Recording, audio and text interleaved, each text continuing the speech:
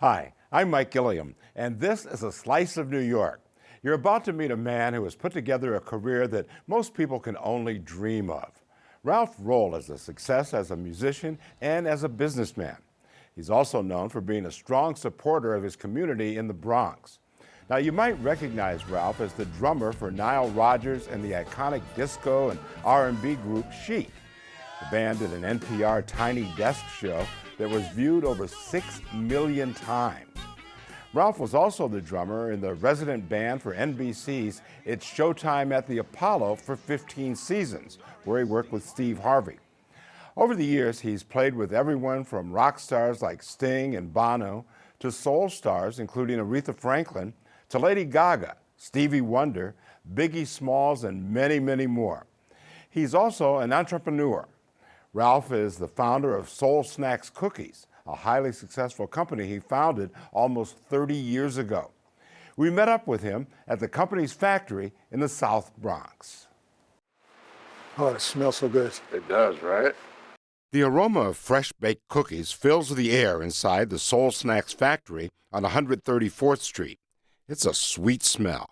So, Ralph, this is where it all happens, This right? is where it all happens. This is where the baking is done. This is where we do it. We do it out of these 3 ovens. We started, when we first moved in here, there was nothing here. We started with one gas oven, then we got another one, and now we have this oven, and probably we're going to keep spreading.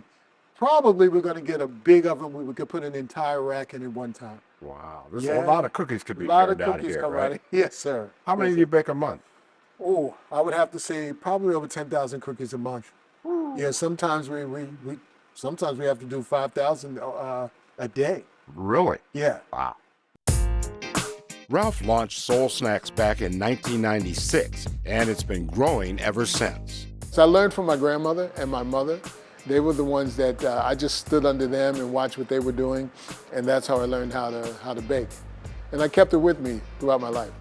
Early in life, Ralph says he was shy and didn't feel he was as cool as the other guys. And being so shy, I figured out a way to meet girls, so I would give them cookies to introduce myself, and they thought it was great. Years later, he would start selling those cookies at open mic nights at Sylvia's Also, the restaurant in Harlem. Not being prepared and not knowing what to do, I baked the cookies, I put them in a sandwich bag, I put the sandwich bag inside of a brown bag, I put tape on that, then I put a glued label on the outside, and that was the first bag that I ever sold.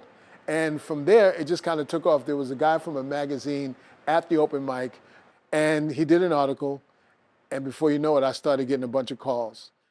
He says he was so unprepared that he had to use his sister's pager when he made contacts because he didn't have a cell phone. And she was getting the phone calls and giving me the information. I would call the client, and then I would send out cookies, and we just started and kept growing. Next thing I know, I was all over magazines and on TV. So it's kind of a strange trajectory, but that's what happened with Soul Snacks. Soul Snacks flavors run the gamut from sweet potato to oatmeal to Grampy's chocolate peanut butter and are now in over 800 Walmarts and 600 Kroger stores, forcing them to bake at other facilities while still baking in the Bronx. The Soul Snacks name evolved from Ralph's music and travels around the world. When I travel to Japan, they have in many of the cities these places called soul bars, and I wish they had them here in America. But when you go to a soul bar, it's all R&B music, all soul music. They're playing like old videos from Soul Train. The whole vibe is soul. So I said, you know what, Soul Snacks I think would be a great name for my company. Ralph's music has him traveling more than 200 days a year with Chic. Much of that time, he's touring Europe and Asia. But he says he can run the business from anywhere in the world now with his cell phone and computer. And he relies on his wife, Hiromi, to handle the business while he's away. If an order comes through, I'll get a ping on my phone. I'll create, or she'll create the invoice, and she'll send it out. And when I come home, it's many times she's met me at the airport with cookies that we have to now take to clients or take to the post office or FedEx. Part of your whole thing has been to give back to the community, to do things for your community, and to keep this in the Bronx. Why? The Bronx is a community that needs service, and I'm from the Bronx, so it's important to just give back to my community as much as I possibly can. His roots in the Bronx have also played a huge role in his success and desire to mentor others. Wally Amos, creator of famous Amos cookies, inspired him and came into his life in the strangest way. What was so strange about it, as much as I followed him and admired him, I went to public school with a young man named Michael Amos. He used to say my father owned a cookie company. And then years later, obviously I put two and two together, that famous Amos was Michael Amos's dad. And he was nice enough that when I went to Hawaii for a gig, that I met Wally Amos. And I got to tell you, I've admired him so long, and he said some things to me about the business that I took with me. He just recently passed away, but he was a gentleman and very kind and a great inspiration. Wow. Ralph says he met Michael Amos when they were about 8 years old, and they remain friends to this day. We're going to take a short break. And when we come back, we'll talk more with Ralph Rolle about his career in music with Nile Rodgers and Chic, including the Tiny Desk show seen by millions, and his time as the drummer on Showtime at the Apollo. I'm Mike Gilliam, and this is A Slice of New York.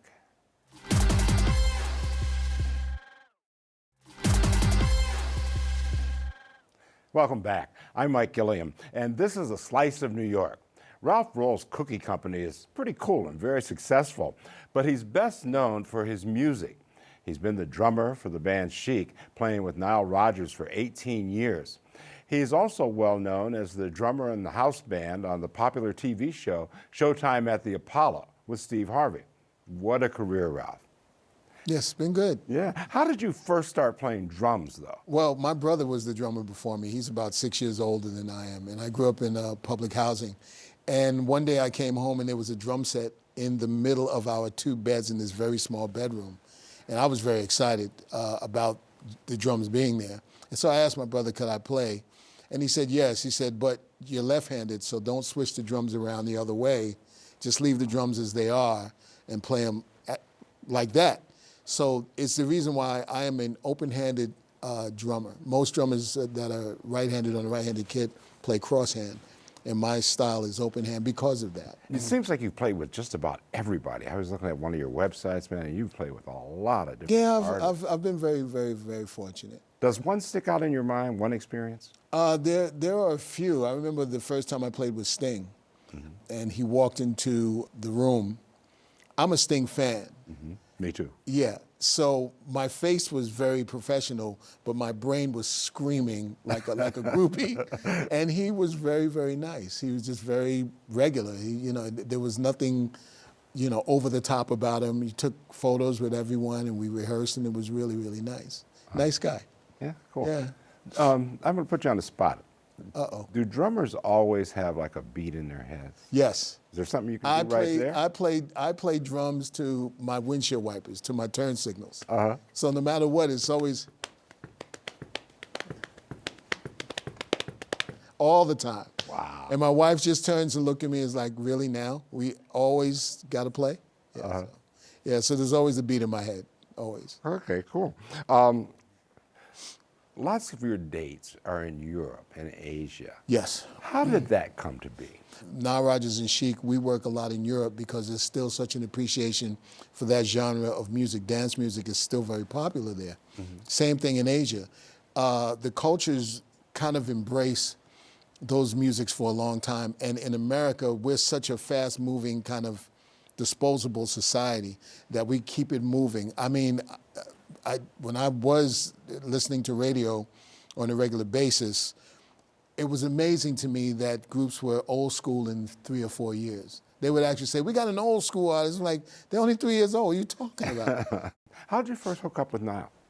Oh, So the very first time I met Nile, and I tell him this story now since I've been in the band so long, was on 48th Street in front of Manny's Music, which is a very famous music store, went out of business. I used to live down the block. Really? Yes. And he was walking in, and I was with my friend. I said, "Wow, that's Nile Rodgers." And he said, "You know, I'm just coming in from Connecticut, and I was kind of depressed, you know, so I just stopped in the city to go to the music store." And he said, "What do you do when you're depressed?"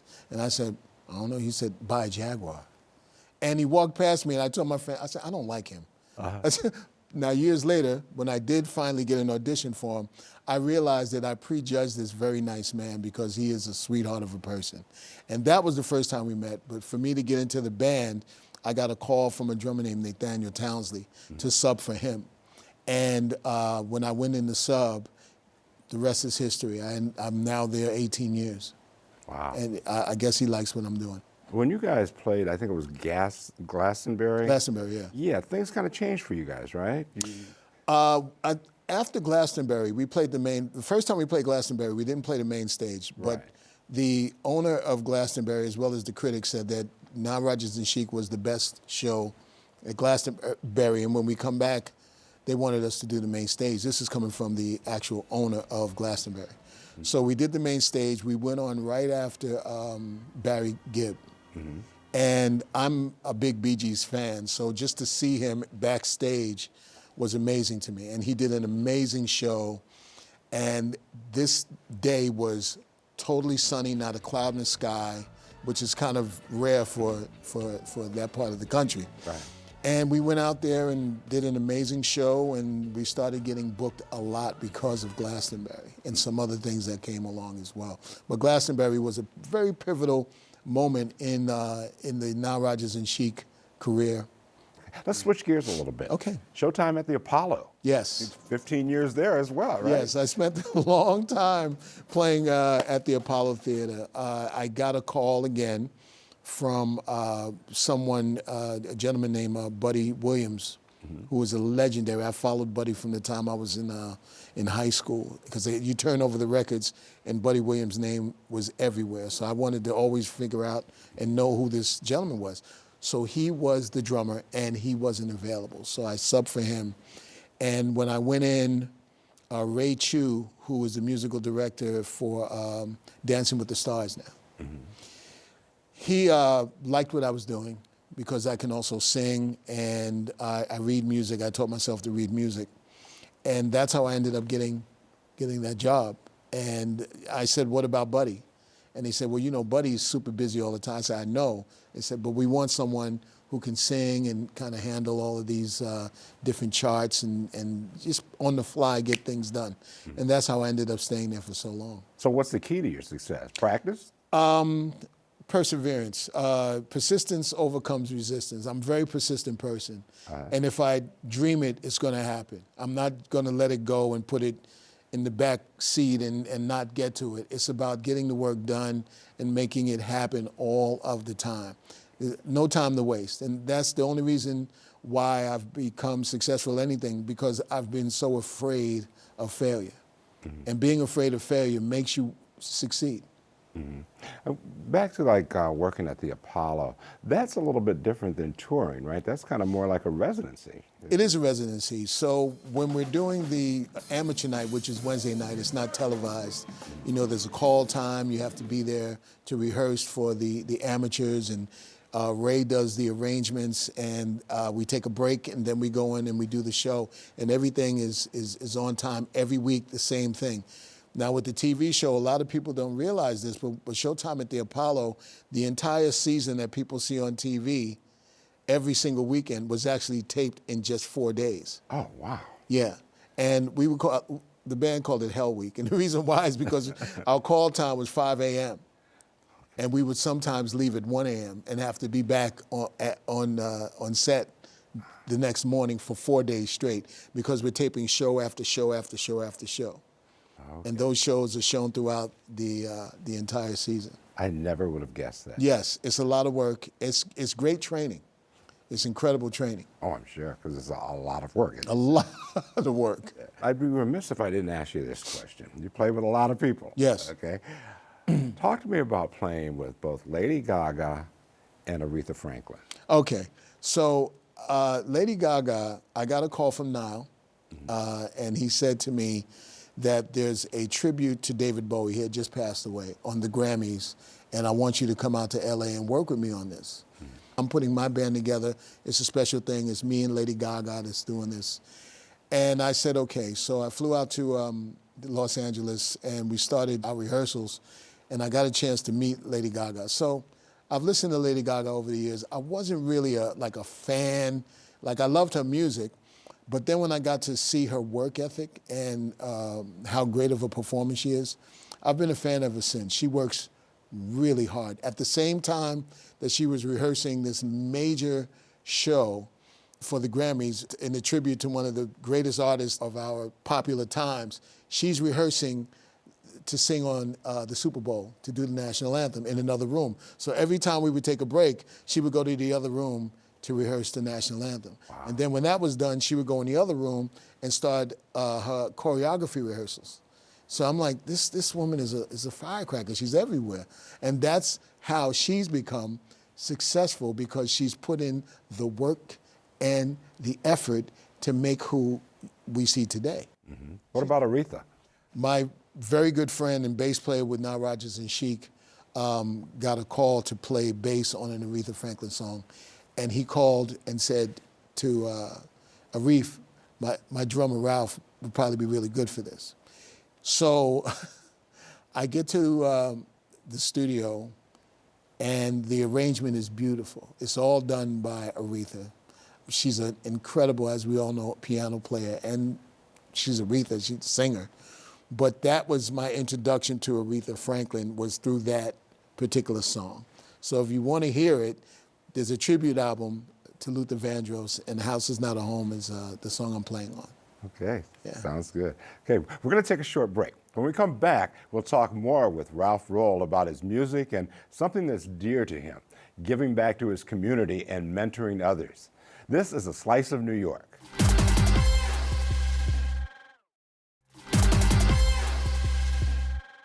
I'm Mike Gilliam, and this is A Slice of New York. We're talking to musician and entrepreneur Ralph Rolle. Joining us are some of the people that Ralph has mentored over the years. Khayan Reed is with an organization called Monday Monday. We also have vocalist Khandice Cruz, as well as the CEO of Tough Stuff Productions, Harvey Morris. Welcome to all of you. Thank you for having us. It's good to have you here. Now, you guys are of all different ages. When Ralph called, you guys all answered the call. Khayan, why? Well, first of all, thank you for having me. Ralph has been a mentor of mine since my existence, my entire life. And whenever he calls, I'm going to answer. He's always been there for me. He's been a staple in my life. He's helped me grow into the man that I am right now. So anytime he calls, I'm going to answer. Mm-hmm. Khandice, how about you? I met Ralph when I was 19, and he showed me the ropes, and he took me under his wings, and he made me feel safe. And for that, I will always show up, because he always showed up whenever I needed him. Mm-hmm. Oh. Harvey, what's your experience with Ralph been? I've known him since I was 13, and he's always held me accountable, and I'm always going to show up. Mm-hmm. Why is it so important to you, Ralph, to do this sort of thing, to talk to the younger people, to mentor them? I kind of got it naturally from my mother. Mm-hmm. My mother, Rose Rolle, was the president of the Tenant Patrol, the Tenant Association. She ran the garden program, and she ran the summer youth program, and she was the crossing guard on the corner. So watching her work in community for so many years, it was just a natural thing for me to want to just kind of follow in her footsteps, because she was the person. She was the single parent that raised 4 kids, that raised the community. So watching that, I just felt like that was the natural thing to do. Mm-hmm. So as early as my teens, I started working with young people in my neighborhood. Mm-hmm. You've worked with Khayan. Khayan, I want to know a little bit about your organization. What is Monday Monday all about, and how does Ralph fit into that? Well, Monday Monday is it's my baby. It's myself and my partner, Travis Harris, we created a safe space and place for men of all walks of life to come in and be vulnerable. I mean, so many times, men, we have this stigma that we have to be tough, on the exterior. We have to be rough. We have to be quote unquote manly and macho. But we know that a real man shows vulnerability. A real man knows how to show his emotions and control his emotions. And I wanted to have a space for myself, my family members, my friends, just my community overall, to have a place where we can just sharpen each other and help each other grow. So how does it work, though? Well, every other Monday we meet. What happens is we gather in a place called a Family Enrichment Center. What we do is we first introduce ourselves to each other, we serve food, and then we sit down. It starts with an introduction and an icebreaker question, which is we usually make sure that's a profound icebreaker question that allows us to really dig deep and open up and show our insides or whatever. So we sit down and we pitch the question, and then next thing you know, it just takes on a life of its own. Organically, we just start speaking about all of our issues and hashing out things. You like this organization? I loved it. The first time he told me about it, I was on the road, and he said, I want you to come in and be one of our guest speakers. And that was probably about a year ago? Yes. Yeah. And from that point, from what I saw, I realized that if this type of organization was around when my father was a young man raising kids, he probably would have been a different kind of person. So I'm watching in real time the impact that is happening on every single young person in this room. And not even young, it's a wide demographic of age, from I would say 16 all the way up to 65. Really? Of all different professions. There are attorneys in the room, there are investment analysts in the room, and this is just last night. There are ex-convicts that are there, and everyone is basically having a moment to be able to just be natural and not have to be a certain type of exterior, which is a big problem in our inner city. It allows that vulnerability space that I've been talking about from the first day that I went. So now my job is to just be behind the scenes to help them coordinate to grow the program. And believe it or not, it's gone from a neighborhood program to an international program in a very short period of time. That's cool. Harvey, let me ask you a quick question. Yes, sir. You're an actor.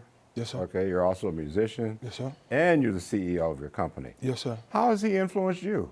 In all of those areas. Really? Yes. I've known Ralph ever since I was 13, and he's always encouraged me to just go for it.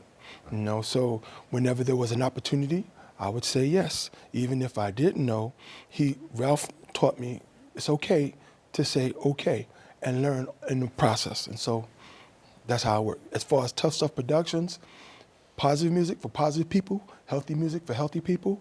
And that's another thing that Ralph has taught me about.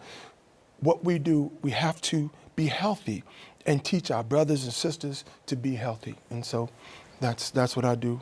I also have a program called Beats and Rhymes that teaches young people. I use music to teach life skills. And so I'm just very happy. Khandice, you're a vocalist. Yes. Now, I know he knows the music, so he certainly helped you with that, right? No. Well, when I met Ralph at the Apollo, I got booed off the stage because I wasn't prepared. I wasn't prepared because I didn't think that I was going to be on the show. So after the show, I met Ralph, and Ralph took me under his wings, and he prepped me. He showed me what being prepared was, to always be ready. He always drilled that upon me. So today, But how? how he did that? Exposure, opportunities, meeting individuals like the people I'm next to, and just always reminding me of my talent, always reminding me of my gift, and always reminding me of where I came from. Because I performed at the United Nations, I've done so many other things before meeting Ralph. So he always kept that in my mind. Ralph, when we were talking up at the factory, one of the things you talked about is it being so important to maintain that facility in the Bronx, in the community. Yeah. Let's talk a little bit more about that and why you see that as a very important thing. I believe that my position, I'm allowed to be in front of a lot of people in other countries. And the optics on the Bronx has always been negative. Right. And that's been for decades. People still believe the Bronx is on fire. Yes. So Very unfortunate. very unfortunate. So having my business in the Bronx allows me a platform to show how vibrant business is, how vibrant the community is. The people that work for my business are from the Bronx. I hire from my neighborhood all the time. And that allows a different persona, a different characteristic of what people have been thinking about in the Bronx community. I know some of the greatest people that have come from my Bronx community. And I've always wanted to showcase that. And since I have that platform, I've been asked so many times in interviews about, what is the Bronx like? I'm like, it's tough everywhere. You could go to any community around the world and there's something tough going on. I said, but in the Bronx, we have a lot of great, not only people, but we have a lot of great spirit and value and emotion of just folks that are kind and wonderful. And I just want to promote that. That's why my business has been in the Bronx, and I promote it that way. Okay, I'm just about out of time, but I want to ask you one other question. Yes. For all of us who are out here trying to make it in 2025, what is your basic piece of advice? The biggest one at the end of the day, when I'm doing my master classes, I tell people all the time, you have to get out of your own way. Many times we use words like what if from a negative standpoint. We put obstacles in our way and we continuously exercise our thinking that eventually pushes us into a corner. So my attitude is, if I can do this from where I came from, public housing, if I have a cookie company that's in Walmart and Kroger, and I'm doing all of these other things and I'm developing businesses and helping folks, then I see you as no different. Persistence overcomes resistance. The first time I heard that was a guy named Ralph McDaniels on Video Music Box. And between that and my family and my mother and the positivity and watching folks like sitting here grow and seeing when you plant the seed in their heads and give them proof, this is what comes of it. Okay. And that's just been my entire life. Okay, that's going to have to be the last word. I want to thank our guest, the drummer for the band Chic and founder of Soul Snacks Cookies, Ralph Rolle, for spending some time with us and a few of the sweet treats that we've had on the table here. And some of the people Ralph has mentored over the years. Khayan Reed from Manday Monday, vocalist Khandice Cruz, and the CEO of Tough Stuff Productions, Harvey Morris. Thank you all for joining us. Thank you for having us. And thank you for joining us. I'm Mike Gilliam. We'll see you next time on A Slice of New York.